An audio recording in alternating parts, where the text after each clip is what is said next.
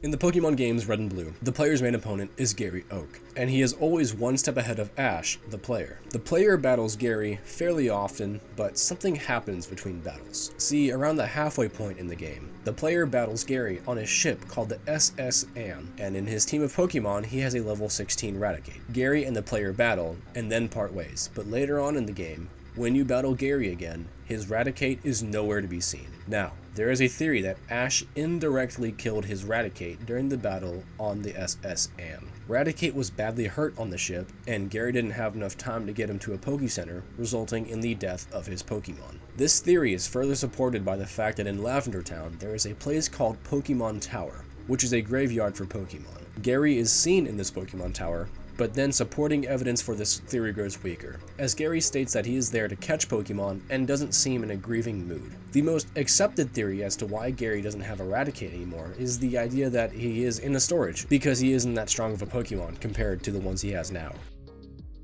In the 1998 game, The Legend of Zelda: Ocarina of Time, there were rumors going around that there was a second dungeon. All of these sages that the player meets throughout the game are hidden in their respective temples, except for the Sage of Light, and players noticed this inconsistency, and it led them to believe that there was a hidden Sky Temple. The method of reaching this temple was unbelievably far-fetched, as the player had to cheat in order to pause the day-night cycle and kill several hundred stall children, which in turn would summon a skeletal monster. Defeating this monster would create a portal to the Sky Temple, but this rumor was obviously false, and there was no code for a Sky Temple in the game.